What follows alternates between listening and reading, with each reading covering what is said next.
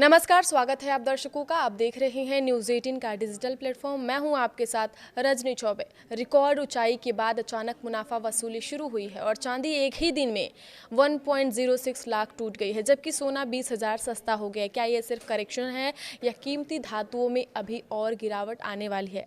अगर ऐसा होता है तो बाजारों में लूट मच जाएगी सोने चांदी के खरीद को लेकर, क्योंकि एक समय पे एकदम हाई लेवल की क्वालिटी के लोगों को लेकर के सोने चांदी का जो दाम है वो ऑल टाइम हाई पर चला गया था, लेकिन अब गिरावट दर्ज की गई है। तो ऐसा माना जा रहा है कि और गिरावट देखने को मिल सकती है। क्या बजट 2026 से पहले सोना चांदी जो सस्ता हुआ है, क्या बजट जारी होने के बाद और सस्ता होगा? इन्हीं सब मुद्दों को लेकर हम इस वीडियो में बताएंगे आपको। आप ये वीडियो आखिरी तक जरूर देखिएगा। अगर आप सोना या चांदी में निवेश करते हैं तो शुक्रवार का दिन आपको चौंका सकता है। 30 जनवरी को गोल्ड और सिल्वर मार्केट में ऐसी गिरावट आई जिसने निवेशकों की धड़कनें बढ़ा दी। चांदी एक ही दिन में 1.06 लाख टूट गई है, वहीं सोना करीब 20,000 सस्ता हो गया। सवाल यही है कि इतनी बड़ी गिरावट अचानक क्यों आई? MCX यानी मल्टी कमोडिटी एक्सचेंज पर कारोबार खत्म होने तक चांदी में भारी गिरावट दर्ज की गई है। मुनाफा वसूली के चलते 1 किलो चांदी का जो भाव है वो 3 लाख के आसपास से गिरकर 2 लाख रुपए पर आ गए, यानी करीब 26.5% की गिरावट दर्ज की गई है। दरअसल पिछले कुछ समय से चांदी लगातार उच्च स्तर पर थी। जैसे ही निवेशकों को मुनाफा मिला, उन्होंने बिकवाली शुरू कर दी और दाम तेजी से नीचे आ गए। चांदी के साथ साथ सोने में भी कमजोरी देखने को मिल रही है। MCX पर 10 ग्राम सोना 20,332 रुपये से गिरकर 1.49 लाख रुपये पर आ गया है। पिछले सेशन में यही सोना 1.69 लाख के आसपास था। इतना ही नहीं, गोल्ड और सिल्वर ETF में भी 23% तक की गिरावट दर्ज की गई है। अक्सर लोगों के मन में सवाल आता है कि MCX और सराफा बाजार के रेट अलग क्यों होते हैं? MCX एक ऑनलाइन ट्रेडिंग प्लेटफॉर्म है जहां हर सेकंड खरीद फरोख्त होती है, इसलिए भाव तेजी से बदलते हैं। वहीं सराफा बाजार में फिजिकल सोना चांदी मिलती है, जिसमें ट्रांसपोर्ट, स्टोरेज और टैक्स का खर्च जुड़ा होता है।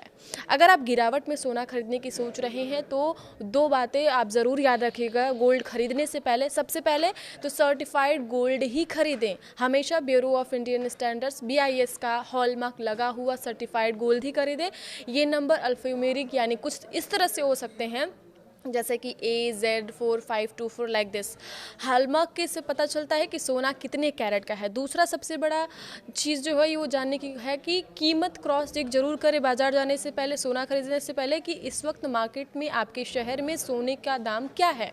तो सोने का सही वज़न और खरीदने के दिन उसकी कीमत कई सोर्सेज जैसे Indian Boolean and jewellers association की वेबसाइट से आप क्रॉस चेक कर सकते हैं। सोने का भाव 24 कैरेट, 22 कैरेट और 18 कैरेट के हिसाब से अलग अलग होता है।